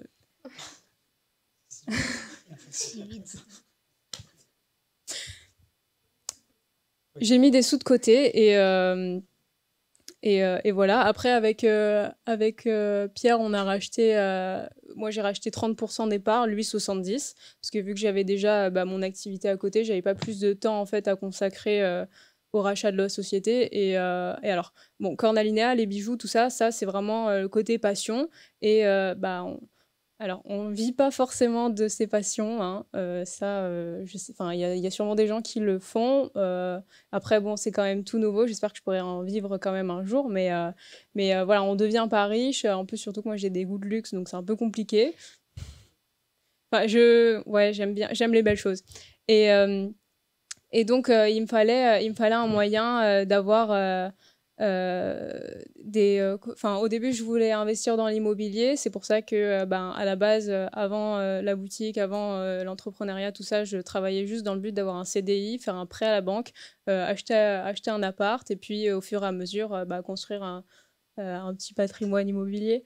Et merde, mince. Comment on en est venu à s'associer? Comment on en est venu à s'associer? On était en couple, hein, tout simplement. Voilà. Je sais pas si c'est le... Je sais pas s'il y a de bonnes ou de mauvaises façons. Mais en tout cas, on s'entendait très bien sur le business et sur la vision qu'on a de comment doit tourner une société. Et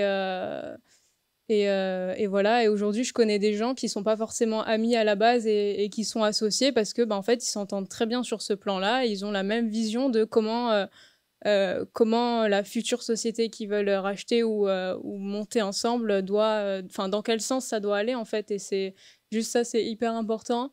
de savoir communiquer aussi, ce qui n'est pas toujours notre cas. Mais après, ça s'apprend, hein, on est humain. Mais voilà, faut bien se connaître, je pense. Et beaucoup de... Attends, prends le... Je passe sur la partie juridique. Alors, tu as plusieurs manières de racheter une société, si c'était ta question aussi, c'est ça? Tu peux passer par un avocat d'affaires, me semble-t-il, qui est très cher, qui fait les choses bien, mais qui est très très cher. Tu peux aussi décider de faire les papiers de toi-même. C'est pas cher, mais c'est très compliqué. Et en dernier point, nous, ce qu'on a choisi, c'est de passer par une juriste, qui fait la même chose que l'avocat d'affaires, mais qui coûte bien moins cher. Donc, pour une société comme on a racheté, qui est à plusieurs millions, tu vas avoir à peu près 300 000 francs de frais. Nous, on en a eu 77 000 pour la juriste. Oui, c'est vrai, d'accord. Oui. Si ça t'intéressait, c'est pour ça. Ouais. Mais si tu veux, je les donne pas. Et si tu veux, je les donne. Très bien. C'est possible de partir de zéro, tu peux toujours faire un prêt. Plus ou moins, t'es même pas obligé. Non? Si t'es patron de la société, que tu le promets et que tu montres à la banque que tu vas pouvoir te verser un salaire qui va permettre le remboursement du prêt que tu contractes pour racheter la société, c'est possible. Par contre, il faut être solide. Parce que si tu pars de zéro, que tu n'as pas de machin, il va falloir que tu montres à la banque que oui, ton projet il est viable. Hein, parce que surtout en ce moment, ils sont frileux. Business plan. Qui est très compliqué à faire. Hein.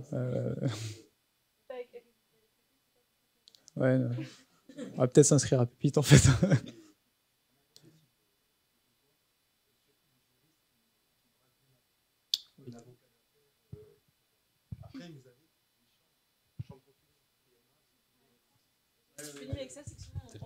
Ouais. C'est là que les chambres consulaires sont intéressantes. Vous allez les voir. Après, pour le financement, il y a plein de solutions. Moi, j'ai vu quelques sociétés.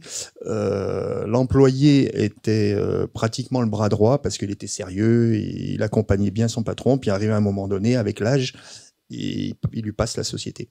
C'est-à-dire qu'il lui vend les parts, ils ont un accord et il la paye au fur et à mesure des années. Il paye. Alors des fois, il y a une mise de fonds, hein, c'est un accord entre eux, mais c'est une histoire de confiance. Et la passation se fait, et il y a un accompagnement. Alors ça, c'est sympa parce que quand les difficultés arrivent, il y a toujours cet appui, et après ça roule, quoi. Enfin, il y a énormément de possibilités, mais on en revient à la communication, à se vendre, c'est-à-dire par notre travail, par notre attitude, on se fait reconnaître, et là, on devient intéressant. Donc voilà, il y a plein d'options.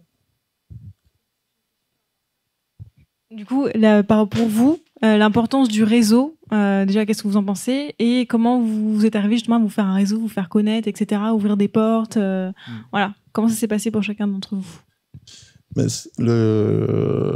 Quand on est entrepreneur, on a même une passion, c'est de résoudre les problèmes. Donc on les prend un par un. Mais au bout d'un certain temps, ça fatigue beaucoup, et parce qu'ils deviennent de plus en plus durs, de plus en plus complexes. Et quand on rentre en contact, donc je savais pas vers qui me tourner, donc naturellement je me suis tourné vers ma fédération qui s'occupait de mon métier, la Fédération des industries. Et en discutant avec les collègues, on se rend compte des fois que ces problèmes, c'est rien du tout. Et que ces problèmes, quand c'est compliqué, on a un cercle de personnes qui viennent vous accompagner, qui viennent vous aider. Donc ça, et des gens qui les ont déjà affrontés. Donc c'est vraiment intéressant parce que il y a des aspects qu'on n'apprend pas en cours. La gestion du personnel. C'est tout bête, la gestion du personnel, mais sans votre personnel, vous faites rien. Et les problèmes qu'on rencontre de communication, nous tous, là, on a chacun notre façon de fonctionner. Il y a des gens qui ont besoin de prendre des décisions, il y a des personnes qui ont besoin que ce soit carré, il y a des personnes qui ont besoin de communiquer, qu'on les félicite sur leur travail. Il y a plein de modèles de personnes. Et tout ça, il faut apprendre à apporter à la personne ce qu'elle attend. Et qu'elle puisse nous apporter ce qu'on attend de elle. Donc il y a de la communication, il y a de la confiance. Et ça, c'est vraiment important en fonction des structures. Hein. Mais à un moment donné, si on veut monter de niveau, il faut gérer ça. Alors après, ça peut être, comme l'exemple qui est ici, c'est la complémentarité. Chacun a ses compétences et c'est génial parce que ça... Puis on apprend et puis on a quelqu'un en face en qui on a confiance, qui nous dit, qui nous parle un petit peu de notre attitude. Moi, j'ai été élevé, j'étais jamais félicité. Donc mes employés, je ne les félicitais pas. Pour moi, c'était naturel. Ça me posait aucun problème. Qu'on me dise pas « super, t'as réussi », ça me posait pas de problème. Mais je me suis rendu compte, on m'a remonté l'information et donc au début, ça a été très dur, très compliqué. Déjà d'en prendre conscience, ça a été une chose et après, j'ai appris à regarder les personnes, à vraiment voir leur travail et à discuter avec elles et à les féliciter sur ce qu'ils font, quoi. Donc, et j'ai mis en place une procédure dans ma société, dans mes sociétés, c'est que je les rencontre, j'essaye de les rencontrer une fois par semaine. Je passe du temps avec eux. Donc, comme ça, ils savent, déjà, on se cale pour la semaine de travail. Ils apprennent à me connaître. Moi, j'apprends à les connaître. Et on cale tout le travail de la semaine. Donc après, c'est que de l'information qui circule et j'ai plus besoin d'être présent. Vous voyez, c'est des petites choses comme ça qu'il faut développer, quoi.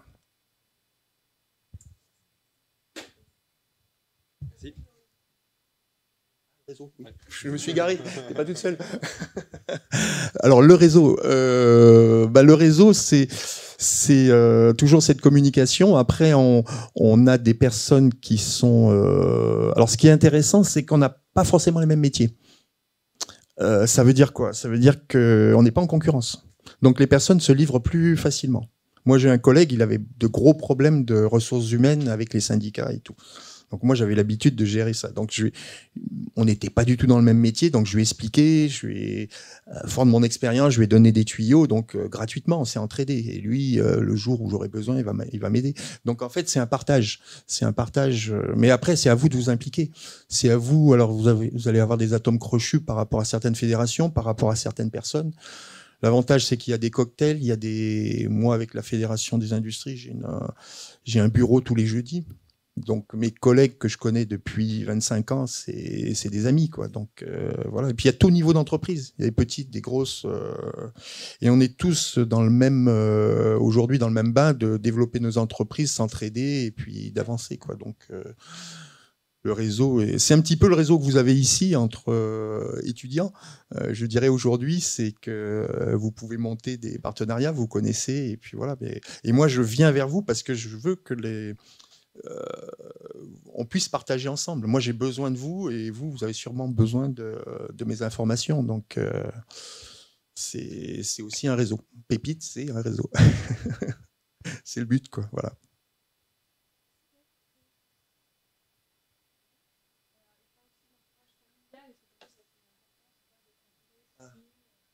Alors, la famille, c'est un gros avantage et un gros inconvénient. La famille, on s'aime, on s'entraide, mais on se dit les choses. Et on n'hésite pas à s'en mettre plein la tête, surtout s'il y a une hiérarchie. C'est-à-dire, il y a le respect par rapport aux parents. Donc, quand le père il dit quelque chose, on est obligé de suivre. Même si on n'est pas d'accord, on a envie de faire autre chose. Et on voit les choses modernes ou différemment. Et voilà. Donc après, c'est une question je dis pas que dans toutes les familles c'est comme ça, mais c'est une question de communication. Mais par rapport aux générations, des fois, c'est un peu compliqué. Par contre, le gros avantage, c'est qu'on se soutient. Voilà. Donc, c'est l'avantage du côté familial. Après, en fonction de votre nature, de comment vous êtes, vous pouvez vous créer des amis qui seront comme votre frère, votre sœur, enfin, je veux dire, qui seront aussi solides pour s'entraider, quoi. Donc, ça dépend, ça ne tient qu'à vous. Ça ne tient qu'à vous à développer ces réseaux et à créer de la confiance. Il faut passer du temps. Il faut passer du temps. Hier, par hasard, j'allais déposer des documents à la banque. J'ai rencontré une des responsables. On a passé pratiquement 3 quarts d'heure à discuter. Donc, souvent, mes banquiers, je leur demande de venir en entreprise. Chaque année, on fait le point. Donc, ils me connaissent, ils savent ce que je veux, ils connaissent mon fonctionnement. Question de parole, quand je dis quelque chose, c'est fait. Quand ça change, on discute. Et donc, à tous les niveaux, en fait, c'est un fournisseur. Le banquier, c'est un fournisseur. Donc, il a besoin d'être rassuré.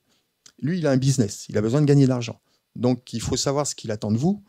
Et vous, il faut l'alimenter, sinon, ça ne va pas le faire. Et ça demande de la confiance. Alors, l'avantage de la Calédonie, c'est qu'on se connaît tous. Donc, des fois, on retrouve des personnes dans la banque ou dans d'autres milieux qui peuvent nous aider, qui peuvent vous ouvrir des portes, quoi. Voilà. Alors, ce n'est pas des passe-droits. Hein, je pense qu'il faut toujours rester dans ce lien de complémentaire et de respect, quoi. Merci. Bon, je voulais juste ajouter un truc. En fait, moi, j'ai commencé sans réseau, puisque je suis arrivé en Australie, donc je connaissais personne dans la ville où j'ai commencé mon business.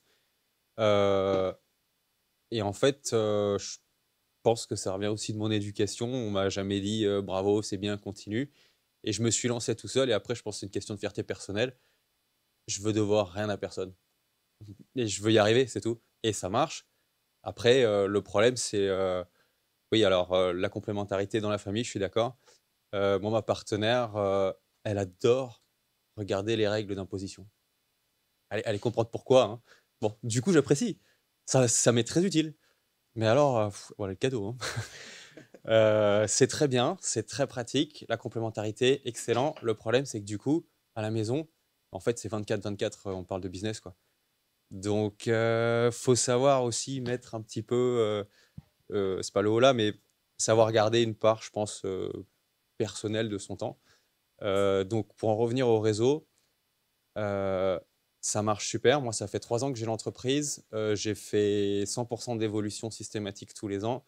Et là, cette année, malgré le fait que je ne puisse pas être sur le territoire, que j'ai pris 1 mois et demi de vacances, on va quand même atteindre l'objectif a priori, donc c'est très bien. Mais je pense qu'on l'a tous entendu, tout seul, on va plus vite. À plusieurs, on va plus loin. Et c'est vrai. C'est vrai. Là, ça va super vite et c'est génial. Mais bon, 60 heures par semaine, c'est normal. Faut pas avoir peur. Hein. Mais je me retrouve rapidement coincé de pouvoir, que ce soit engager des gens, que de pouvoir avoir des autorisations. Comme en Australie, il faut être... on appelle ça un license builder. Donc, en fait, c'est d'avoir une licence, une autorisation de pouvoir faire des projets à plus grande échelle. On ne peut pas faire juste ça comme ça. Et ça, en fait, c'est pas possible d'obtenir quand on connaît personne, quoi. Donc, je pense que le réseau est essentiel. Après, ça dépend de la façon dont vous voyez les choses. Je pense que moi, personnellement, j'ai commencé à fond les ballons tout seul. Et puis, ouais, le sprint, c'est bien. Et comme on disait tout à l'heure, les problèmes, ils sont toujours là et toujours plus gros. Donc, au bout d'un moment, quand on a marre d'arrêter les feux, eh ben, on s'entoure. Et puis, ouais, du coup, on se fait un chemin et ça avance. Et ça avancera probablement plus facilement, mais moins vite. Alors après, c'est à vous de voir comment vous voulez vous lancer.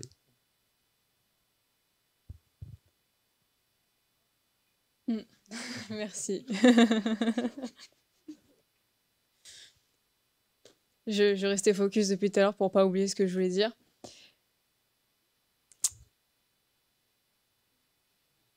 Ah oui, il faut savoir saisir les opportunités quand on rencontre des gens, que ce soit en discutant, enfin, même pas forcément rencontrer, mais des fois on discute avec des gens qu'on connaît et en fait on se rend compte qu'on les connaît pas. On apprend plein de choses et il faut savoir, il faut savoir écouter, il faut savoir, parce que écouter c'est aussi, c'est apprendre et il faut, comme je l'ai dit tout à l'heure, il faut jamais arrêter d'apprendre, que ce soit, ouais, bon, j'ai pas d'exemple. J'ai pas d'exemple qui soit bien. Donc, comment? La cuisine. La cuisine. Toujours, je sais pas cuisiner. Mais tu veux pas manger tous les jours le même repas quand même. Ok, d'accord. Ça m'a encore plus perdu. Voilà, donc il faut savoir saisir les opportunités quand on rencontre des gens, que ce soit bah, voilà, à la banque ou n'importe où. Moi, quand je fais les marchés, je rencontre beaucoup de monde, dont Naomi, que j'ai rencontrée au Tropical Market, parce qu'on a le même prénom, du coup, on a accroché comme ça. Et au final, bah, en fait, c'est vrai que bah, il faut savoir s'intéresser aux gens. Et moi, c'est pas quelque chose que je maîtrise forcément. Alors, je parle beaucoup, mais pour pas dire grand-chose en général. Enfin, je m'égare souvent et du coup, je dis pas... Voilà, enfin, bon, je pense que ça s'est compris du coup depuis tout à l'heure. Mais c'est très important d'écouter. D'écouter ce que les gens ont à dire. Je suis pas sûre de m'être réellement intéressée à Naomi la première fois, mais si elle m'avait jamais raconté qu'elle travaillait à Pépite, etc. Enfin, si elle m'avait pas, voilà, si elle s'était pas ouverte à moi, je pense enfin, je sais plus si je me suis, ah ouais.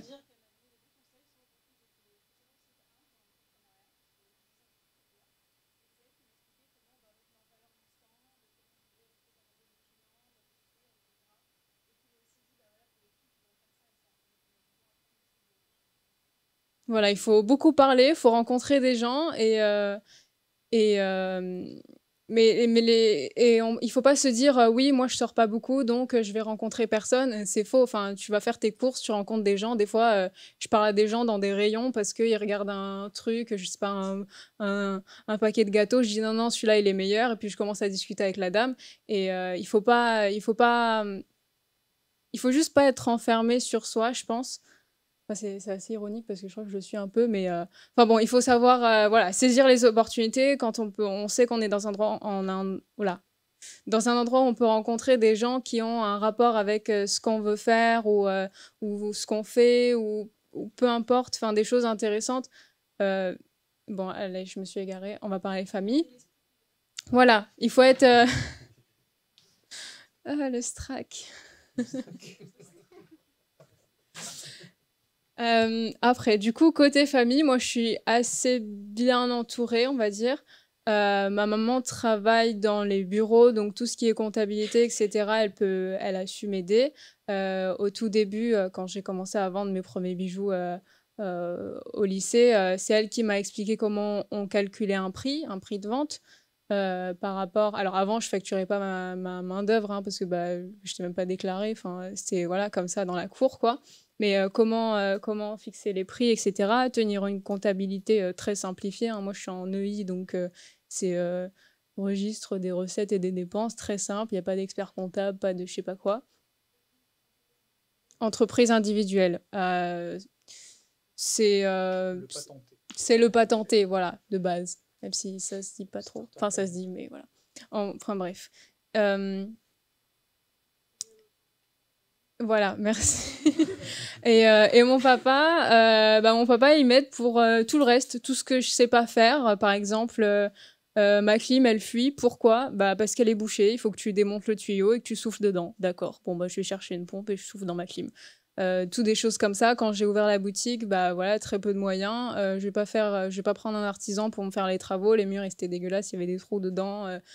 J'ai cru que le plafond il allait me tomber sur la tête. Il a fallu consolider les murs. Bah voilà, je l'ai appelé. Mon frère est électricien, donc il a pu me faire ça. Il y a toujours des gens dans notre entourage, même si c'est pas forcément de la famille proche. Là, c'est mon papa, donc j'ai de la chance. Mais il y en a beaucoup. Leurs deux parents, j'en sais rien. Il y en a un, il est prof de maths. L'autre, la mère, elle est, je sais pas, elle est mécano. On se dit souvent qu'il n'y a pas de non mais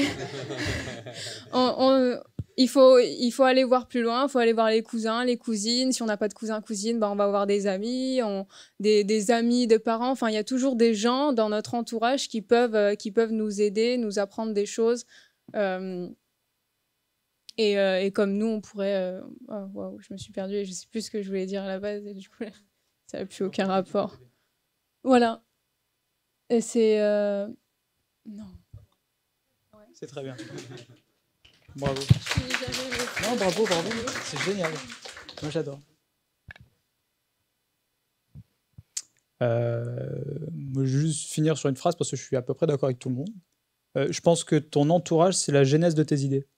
C'est la manière dont les gens que tu fréquentes réfléchissent, prennent des décisions, font des choses.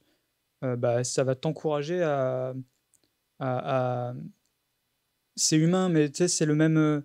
Je sais pas, en France, quand j'étais en métropole, j'avais des expressions que j'ai perdues quand je suis arrivé ici, et j'ai pris d'autres expressions. Et des fois, je m'étonne tout seul à dire Seb, tu vois. Mais c'est pas moi, tu vois. Factuellement, enfin, je sais pas. C'est parce que j'ai des copains ici qui disent ça, et ça fait 4 ans que je l'entends, et ça fait 4 ans que je le dis pas, et je sais pas pourquoi, du jour au lendemain, c'est venu comme ça, quoi. Donc, les gens que tu fréquentes, bah, c'est simple, mais tu mets un bébé dans une maternité où il y a que des enfants intelligents, tu mets le même bébé où il y a que des enfants très très bêtes, bah, celui qui est avec les enfants très très bêtes, il a beaucoup plus de chances de devenir stupide que celui qui est avec des gens très intelligents, tu vois. Donc, les personnes que tu vas fréquenter, que ce soit ta famille, tes amis, ton entourage, tes collègues de travail, ça va soit te tirer vers le haut, soit te tirer vers le bas. C'est pour ça que c'est la genèse de tes idées. C'est vraiment ton point d'ancrage, c'est la relation que tu as avec les gens et la manière dont se comportent ces mêmes gens, tu vois. C'est tout. Je m'arrête là.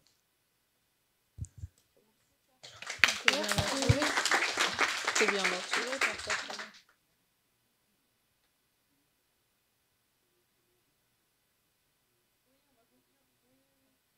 Une dernière question. Moi, j'ai une dernière question. Oui.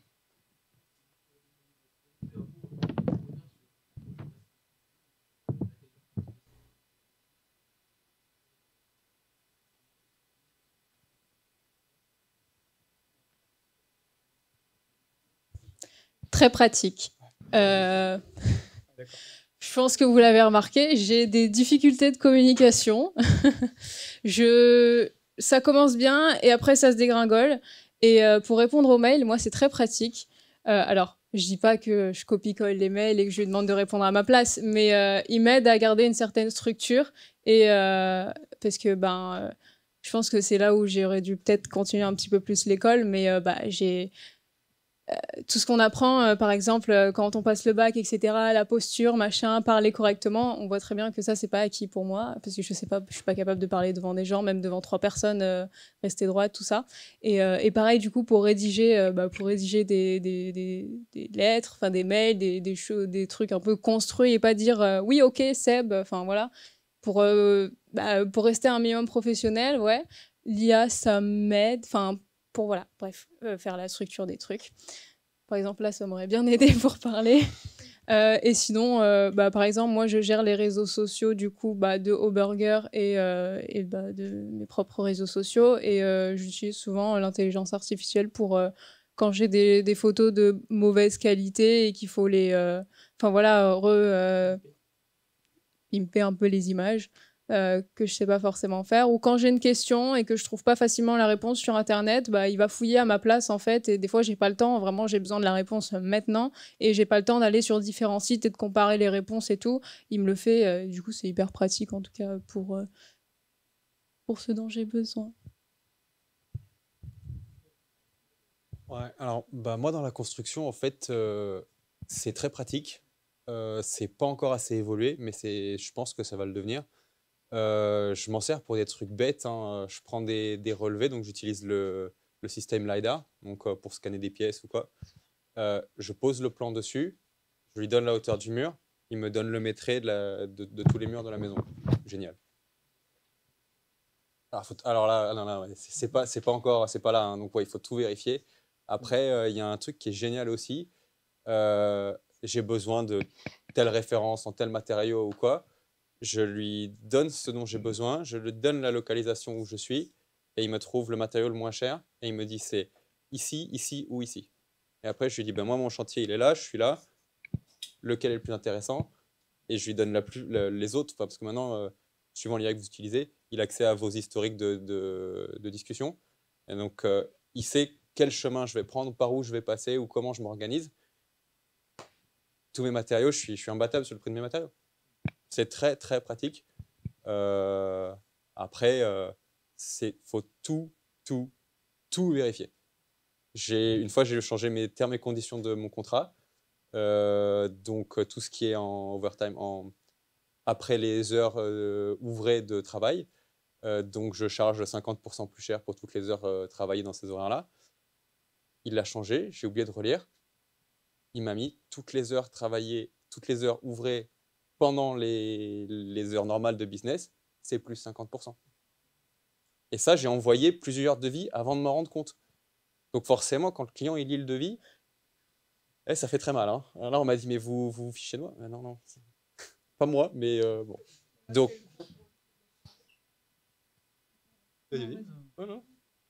donc ouais, je pense l'IA, c'est super bien. C'est à venir, ça va être encore mieux. Moi, j'attends le jour où, en voiture, je reçois un appel, je lui dis, tu me prends le rendez-vous, tu me vérifies, tu me mets ça sur mon agenda, tu vérifies cet email, ok, d'accord, tu lui réponds ça. Ce jour-là, je pense que on en sera rendu à j'ai gagné du temps dans ma journée, je peux faire d'autres choses, plutôt que je gagne du temps dans ma journée pour pouvoir plus travailler. On va y arriver, peut-être. Oui, oui, bah tout est bon à prendre. Hein. Si on veut gagner en productivité, en coût, c'est d'autant plus important qu'on gère du volume. À partir du moment où on gère du volume, mais vérification obligatoire.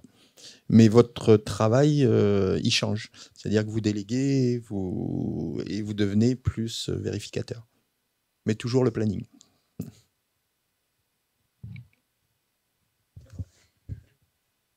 C'est vrai qu'on n'a pas abordé ce sujet-là, mais c'est important quand on commence, quand on est entrepreneur, de savoir déléguer. Et c'est souvent quelque chose de très compliqué à faire parce que c'est dans le cas où vraiment c'est une entreprise qu'on a montée, qu'on a fondée, etc. Et que c'est pas, c'est peut-être le cas dans le rachat d'une société, mais vu qu'on a toujours tout, on a commencé tout seul, on a fait les choses tout seul, tout est fait à notre manière, ça doit être très compliqué de déléguer le jour où ça grossit et on peut plus tout faire, le jour où je pourrais plus m'occuper de la comptabilité, je pourrais plus m'occuper de la comptabilité parce que peut-être que je passerai en société et que du coup légalement j'aurais pas le droit, ou voilà, j'aurais plus le temps de faire les réseaux sociaux pour vraiment accorder plus de temps à la création, etc. C'est compliqué, mais il faut le faire. Je dirais que c'est génial. Parce qu'on a tous nos spécialités. Par exemple, la comptabilité, à partir du moment où j'ai plus à la faire et que ma comptable, qui est bien plus compétente que moi, et qui me met tout dans les bons postes et qui me relève les indicateurs, qui me donne les informations, c'est génial. Et c'est pour ça que toutes les semaines, je fais une réunion avec mes employés, c'est pour déléguer. C'est justement pour leur passer là. Alors c'est vrai que c'est très dur au début, hein, c'est horrible. Mais quand on a un objectif et qu'on veut l'atteindre, on n'a pas le choix. Il faut déjà se travailler sur soi. Et c'est un outil génial. C'est un outil génial parce que vous valorisez la personne. Et donc il y a de la confiance, il y a un échange et ça.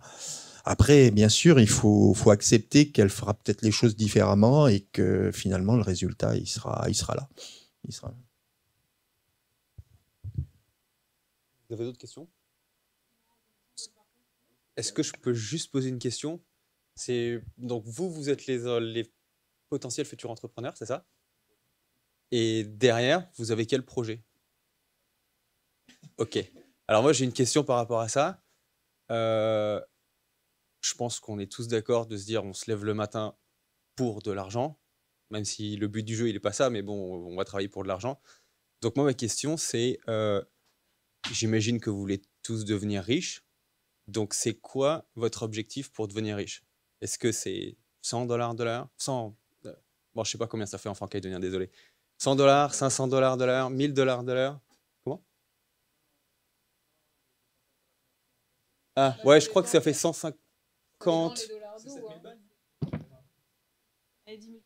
Ouais, je sais pas, c'est quoi le SMIC ici à l'heure? 980. Ok. Ouais, non, mais bon, 1000 quoi. Donc en fait, est-ce que votre objectif, c'est 5000, 10 000, 20 000? Vous avez une idée? Est-ce que vous avez déjà réfléchi à ça? Comment? Ouais. Il n'y en a pas un qui a une idée. Vous n'avez pas un chiffre?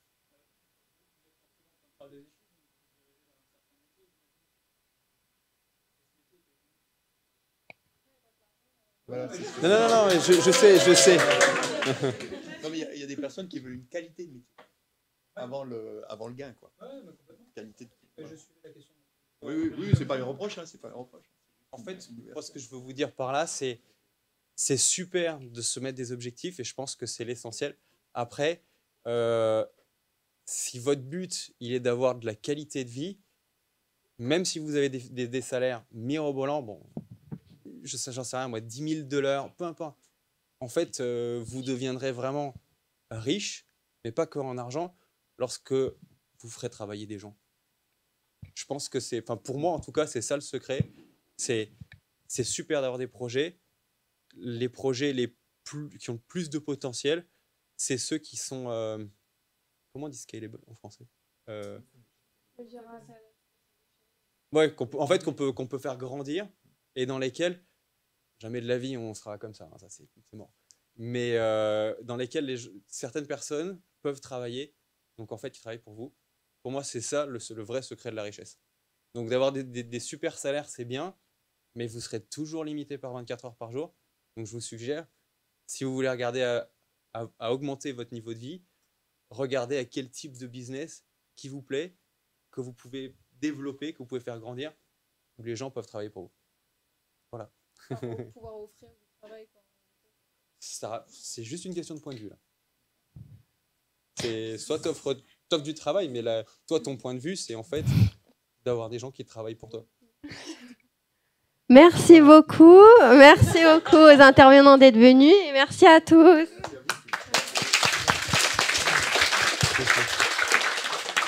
Je fais un petit parallèle sur ce qui est dit. Effectivement, il n'y a pas que l'argent, il y a aussi ce qui vous anime, etc. Et il y a une petite phrase qui est dans le bureau Pépite que moi j'aime bien, c'est surtout, si vous vous donnez pas les moyens de réaliser vos rêves, il y a quelqu'un par contre qui va vous embaucher pour réaliser les siens. Donc c'est juste donnez-vous les moyens de poursuivre ce qui vous aspire, que ce soit l'entrepreneuriat ou pas, que ce soit un boulot qui vous fait envie et que ça rapporte de l'argent ou pas, c'est surtout de vous trouver bien là où vous êtes et que c'est du sens pour vous. Donc j'espère que dans les études dans lesquelles vous êtes, on vous encourage en tout cas à continuer parce qu'en tout cas les diplômes c'est toujours aussi quelque chose qui peut vous aider plus tard, même si on a des très bons exemples qu'il n'y a pas forcément besoin d'avoir un diplôme pour entreprendre parce que c'est aussi de la volonté, du réseau et du travail.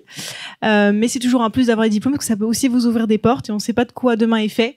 Peut-être qu'à un moment ce sera l'entrepreneuriat, peut-être que ce sera le salariat et ces diplômes que vous êtes en train de valider, vous ouvriront certainement des portes supplémentaires. Donc voilà, moi je vous encourage vraiment aussi à aller au bout. Et pourquoi pas aussi vous essayer l'entrepreneuriat à travers Pépite. Voilà, vous avez un parachute avec vous, vous faites partie d'un réseau et on vous accompagne en tout cas pour me semer ces petites graines et développer vos idées. Merci pour ce matin d'être rendu si disponible. On a un petit déjeuner qui vous attend juste devant. Si vous voulez poursuivre les échanges, si nos invités sont encore disponibles, vous n'hésitez pas à venir leur parler en direct si vous avez encore des questions. Et c'est podcasté, donc vous pouvez retrouver les échanges bientôt sur notre chaîne YouTube. Merci beaucoup pour votre présence ce matin et merci Manon d'avoir animé.